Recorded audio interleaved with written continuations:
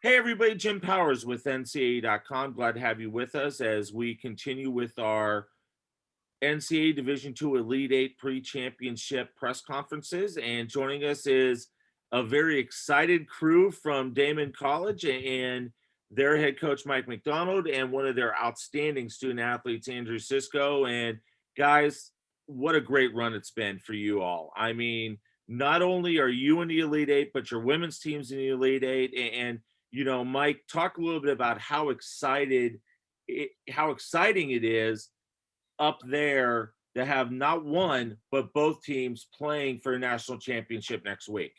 I'll tell you, Jim, it's really a special time, after what's been an awful year, and especially last year, both teams who had the NCAA tournament games canceled. And to be able to have this opportunity for both of us to advance to the Elite Eight is something that's really special. You almost, what's tough is you're trying to tell all your kids, hey, stay inside, stay away from everybody, right? All that stuff. And so you kind of lose out on the whole walk around campus and let everybody tell you what a great job you're doing, or let the kids feel special for being in such a good situation. But right now, the way it is now, we have to everybody's got to be careful and just kind of stay away from everybody. No doubt. Andrew, we were just talking, before we started filming on just, how excited it is, not only for you guys, but also for the women to, trying to get, as you were saying a little bit ago, that pair of trophies. You got one pair, but you want another pair. Hey, I mean, everybody dreams of watching basketball as a kid and getting their hands on that NCAA trophy, that iconic trophy. And, the first thing I thought about was, geez, this is a pretty heavy trophy. Nobody thinks about that on TV, but it's just great for our school. You see both teams, we've been here for only about, I think this is our 6th or 7th year NCAA now. And like Coach Mack said after the game, it's just phenomenal to see the improvement that both teams have made and to get Daemen out there on the map. And it's just awesome to be able to compete for that national championship trophy and just be able to see all the smiles on everybody's faces and see the whole community being really rallied around us. I was out grabbing some food last night at a drive-thru at Chick-fil-A, and a lady came up to me and she said, "Wow, congratulations on the game last night." And you just don't see that. Not many Division II schools are getting that type of recognition around the community, and it's just awesome to see around here. Absolutely. Watch out, they might not be a sponsor of the NCAA. You can't drop the names like that. I try not to. I apologize. No, hey, no doubt about it. Let's talk a little bit about how the last year has been. And Andrew, I'll ask you this first. One of the biggest things in my working here at the institution that I work for, talking to a lot of our student athletes, one of the biggest takeaways that I've received was they kind of reaffirmed the love for the game. The gyms were closed, the workout facilities were closed. You kind of had to go old school and get the hoop on the garage and work out in the driveway. Was that something over the COVID last summer and in the early fall that you kind of had to go back to the roots of basketball a little bit and reaffirm your love of the game of basketball? Absolutely. I mean, everything's limited. You can even talk about once we got to school, we were one kid at one hoop with one basketball, doing individual workouts like that. And it takes a tough character to get through all that, get through quarantines and all that. And only the real ones who stick around and love the game really were able to stick it out. And, I think it's just great to see the hard work paying off, and the other 7 great teams, they obviously have done the same amount of work that we have. And it's just awesome to see that it's already paying off now. And now we finally have that chance to play for that national championship and make this run. Not many teams are able to do that. No doubt. Mike, I mean, you see it from your guys on a daily basis. Was that one of the big takeaways that you kind of saw in not being able to be with your guys in person, throughout, the spring and the summer, and then, individual workouts and small group workouts, that they kind of, they took some stuff upon themselves to get better and to get ready to go for the season when, I mean, unfortunately, we all thought the same thing in the fall. We didn't know when the season was going to start. We didn't know if we were even going to be at this point right now. But did you kind of see that from your guys, that they kind of rejuvenated the love of basketball? I think you're 100% right, Jim. This is Buffalo, and this is the Buffalo Bills territory. And Sean McDermott, who's the coach of the Bills, and I think the best coach in the NFL, had a saying this year with his team: "Find a way." And I think that's what guys had to do. They had to find a way to work out. They had to find a way to be able to improve their game in the summer when gyms were closed, when weight rooms are closed. So guys would have rubber bands. Guys would be doing old school push-ups and working out outside. One of the greatest things is 2 years ago, one of our vice presidents really put a push to put a basketball court outside, outdoor basketball court. It's painted royal blue. It's got Willie the Wildcat right in the middle, and it's it was a brand new thing. You talk about a lifesaver this year. So in the fall, when the kids came back, they couldn't get in the gym, and they'd be out. And I'd drive by it at night, and you'd see kids would be out there shooting. They had different rules, what you could do. You could have a mask on, you could play, that's the thing. But they were, our guys would be out there, and you drive by at different times, guys would be working out. And you saw who really wanted to get better, and you saw to which guys basketball was really important to. And, that's what you had to do. We had to find a way. Guys found a way, and then we kind of worked through it to get to the point where we could start playing games. For Daemen, this is, Andrew mentioned this a minute ago, 6th year as a D2 school, and look where you're at. You're in the final 8 in the country. Did you expect, obviously you expected at some point you were going to get to this, but did you think it was going to happen this quick, that you guys were going to be in the final 8 in the country competing for a national championship? I'll tell you this, Jim, and having been here for our last year of transition to Division II, no, honestly, no. This is what you shoot for, and as we know, like at Division II, to get to the Elite 8 is a great thing. I was talking with our great trainer Jeff Sage before our game the other night, and I said, what's sad is that this event, I've coached a long time. I'm an old guy, and I've been, you don't get that chance. You can get to the Sweet 16. In Division III, you get to Sweet 16. You're saying, hey, this is great. Or Division I at the mid-major level, you get to the Sweet 16. It's great. To get to an Elite 8, this is like a mid-major team getting to the Final Four, and it's an unbelievable accomplishment by these guys, and they found a way. They found a way, and it's you dream about it. Like Andrew said, everybody wants to cut down the nets. Everybody wants to get there. But for a program in its infancy to get to this point, at this point, there are a lot of guys who contributed to this who aren't here that, have reached out to me by text and by phone call. And you realize, I said, hey, you were a big part of this, because there are a lot of guys who built this up to get to this point. I hope they're all enjoying it. And that to me makes it really special for me as a coach, that they have a hand in it, and they feel a little bit of a stake in this. And that's pretty cool. Andrew, there's a lot of people that say that there's a big difference between D1, D2. I watched a little bit of your game the other night. I watched, being from Missouri and in St. Louis, I watched, Truman, they're in our conference, watched Northwest Missouri State and Northern State. It was big boy basketball on Tuesday night. In all seriousness, all 8 regional finals, I would put any of the 8 teams against some of the mid-majors and say, guess what? We can compete with you. Hey, talk a little bit about from your aspect as a student athlete.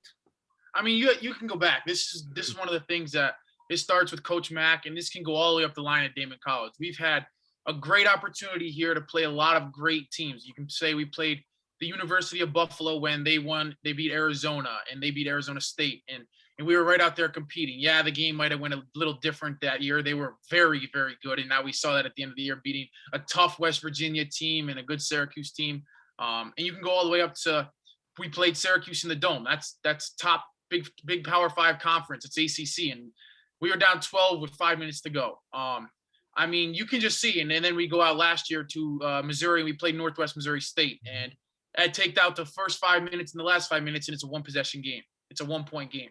So that just shows the true testament of of how much basketball cares to the guys out here, how well Coach Mac's been able to recruit, how well we've been able to play a great brand of basketball here, and just be able to compete around the country. I mean, I think everybody knows that any Division II team can play against anybody in the country.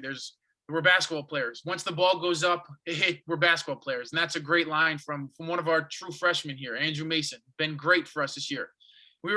Everybody, I guess, you always joke around with the freshmen right before the first games. Did you nervous? What are you nervous for? Are you going to get out there and play and compete? And he said, you know what? It's basketball. We're throwing the ball up, and it's no different than usual. It's business as usual. So it just shows the true testament of how we've been able to recruit here, how teams have been able to recruit around the country and just be able to compete with anybody at any level. The love of the game, right, buddy? Absolutely. Like you said, like Coach Mac said, the basketball court that was put in here, you can go out.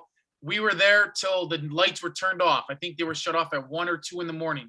There's people out on that court, whether it's the basketball community kids here, the basketball teams, or just random kids around. The love of the game at this school is phenomenal. And yeah, we might not be with the big 5,000 seat arenas like the northern states and the Northwest Missouri states and those big Missouri schools, but the game is still the same. It's a basketball going in a hoop, and guys are going to compete, and we're going to tip that ball up, and we're going to play just as hard as anybody else in this country. The region you guys had to come through, and obviously they kind of, coach, they restructured, the regions this year. That region was stacked. I mean, great teams.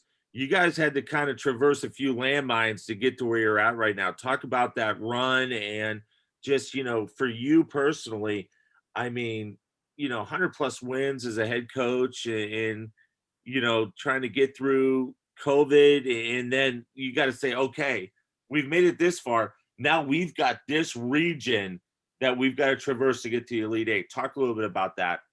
Well, I think, Jim, what I always like to do is you go back just a year and about a week to March 12th of last year. And that was when we were on the bus on the way to go to the NCAA tournament in Connecticut.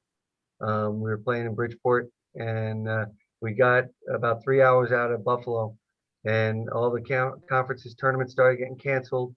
And we were worried we were going to play, there weren't going to be fans. And all of a sudden it was like, hold on, don't go anywhere. And we ended up stopping and getting something to eat and walking around the mall in Binghamton, New York. And that's when we found out that last year's tournament was canceled. And it was tough. My heart goes out for the seniors we had on that team, and their careers ended basically in a mall in Binghamton. It was awful. And we came back, and then we didn't see each other for a while. And then when we started this year, as Andrew said, we start school end of August, early September. Guys had to quarantine, do all that stuff. They got to the point where we could finally do some workouts, and it was one guy at a basket, one ball. Nobody's passing to you, and we did that for a little while. And then we got to the point where you have 2 guys at a basket. And then we worked all the way up to the first week in November where we could play 5-on-5. And right at the end of that week, somebody tested positive, and the whole team went into quarantine for 2 weeks. And that basically, I always say November kicked our butt, because we really didn't do anything in November. Guys got out of quarantine, and next thing you know, we had to they went home. The campus shut down for Thanksgiving. They went home, but thankfully Daemen was committed as an institution, and our president, Dr. Olson, our athletic director, Tracy Murphy, said, let's bring them back. We came back in December, the men's and women's team, and we were able to practice finally. And we practiced for a couple weeks, about 2 weeks, went home for Christmas, the mandatory break, came back in January. And as we got ready in January for our first game, was going to be like January 14th or 15th, I think. The day before, we had a positive test, and we had to cancel our game with Mercyhurst. Again, quarantine, another 10 days for guys. And, you really find the commitment and the love that you mentioned before when guys are going in and out of quarantine. I wasn't in quarantine. I'm like an Uber Eats driver, man. I'm driving around dropping meals off and everything like that. And we're trying to figure out, what are you having for breakfast? How are we doing lunch? All that stuff. It was crazy, but we worked through it. And by the time we got out of quarantine, we had to play a good Gannon team that had been going for a while. And we had about 2 days of practice. And I told the team, I said, I was really thinking of canceling those games but I knew they'd kill me if I did. They wanted to play so badly. So the end of January, we played January 29th to 31st. We played in the first game, we were up 20. We were playing great, and we're walking walking to the locker room at halftime. And I said to my assistant, "This isn't going to go well." And he goes, "What do you mean? We're up 16." I said, "I've played in many men's leagues, and the first half is always easier when you got legs. Once you stop and you sit down, you freeze up a little bit, and it becomes a Right. lot tougher to get going." And unfortunately, I was right, and we ended up losing the lead. And then, we went to Gannon a day later, and we ended up losing there. And we were 0-2, and all right, we're gonna get going. We're gonna start playing league games. We're going to Roberts Wesleyan, and we had a few more days of practice, which was great. It got us ready. And on the way to Roberts Wesleyan, we have vans going on the thruway. It's only about a 50-minute trip. And in a snowstorm, one of our vans gets hit by an 18-wheel truck. So Andrew was in the van that got hit. So you talk about, Wow. I was driving another van. I was behind it. I didn't see it, but I saw them stand there. And you talk about as a coach and a father, you look at it saying, this is scary. We getting off the highway. We're coming home. We're not playing that day. We had to reschedule. So, you talk about all that on top of all the COVID stuff. But as a testament to these guys, we went out 2 days later. We went back to Roberts and we won and played great. And from that point on, it played really well. We have had to survive losing 2 more guys off our roster. Our roster's down to 10. We had a season-ending injury. We had an academic issue. So it's like, we're down to 10 guys. This is who we got. And as I tell them, it's like a Disney movie, man. You just keep going, right? We get stuff thrown at us. We can handle quarantine. We can handle a Mack truck.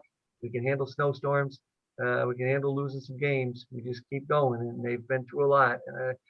We had 9 guys who opted not to play this year. But in the end, the guys who played, the guys who stayed, they're champions. No doubt about it. Let's talk a little bit about the matchup next week. And West Texas, we all know what they're about. You guys are, I'm Andrew. I'm not sure if you've had a chance to see them on film yet. Saw them in person. I'm sure you've already started. I had a chance to watch a little bit of their game the other night too. And Andrew, we'll start with you. First off, seeds 1 through 8. At this stage of the game, it really doesn't matter, does it? I mean, everybody's a champion. Everybody hoisted that trophy a couple days ago. You can go, like I said, Coach Mack's done a great job of getting Daemen and basketball out there. We went to the Small College Basketball Hall of Fame last year, and right before our games, West Texas A&M versus Lincoln Memorial. Quality game, right down, went to overtime. I think it was Quad Grant hit a great shot to send it to overtime. They're a great team. So are we. We're both meant to be here. Like you said, 1 through 8 is not really that important now because we all hoisted that trophy. So now we just got to go out there and compete. Like we said before, it's a basketball going in a hoop. Let's all go out there and play. If we give it our hardest, we got 10 guys. We only got 10, that's for sure. So we know who the 10 guys who are going to play. There's no question about that one. And let's go do our thing. They're going to have a great game plan, and so are we. So it's going to be exciting to get out there and play in a great arena. You've seen a lot of great players play through there, a lot of great games on there. It's awesome to be the next team and the next group of guys that are going to be able to play in that great center. Coach Mack, talk a little bit about West Texas, what you've had a chance to, because I know you've been watching a little bit of film at least. Well, like Andrew said too, we saw them last year. We were in that great event John McCarthy puts on at the Small College Hall of Fame Classic, and we were able to go out to St. Joe's, Missouri, and they played before us. It's cool because 4 of the 8 teams that were in that tournament are in the Elite 8. No doubt. Right, and we've had the opportunity to play 2 games. We played Northwest Missouri last year. We lost to them. We also actually beat West Liberty last year at home. So we've seen 2 of the other 7 teams. But West Texas A&M, very well coached. You look at what they've done, and you go back and you say that no team in the NCAA has won more games than them over the last 4 years. They've won, I think, second place is Gonzaga, third is Northwest Missouri, and fourth is Virginia. And those, it's a pretty good company. Yeah, 2 national champions and the number 1 seed in the NCAA tournament this year. So the Division I tournament. So they play at extremely high level. Their guards are outstanding. They score the ball tremendously. They play fast, and not overly big, but they are overly skilled, and they are really good basketball players. And their backcourt, I think I've had the opportunity to coach at Division I, Division II, and Division III. I don't know if you can find a better backcourt at any level right now. No doubt. Well, guys, I appreciate the time. I wish I could be in Evansville to watch you guys play live, but I'll be watching the games back here in St. Louis and talking to you all after the games next week. But we wish you the best of luck.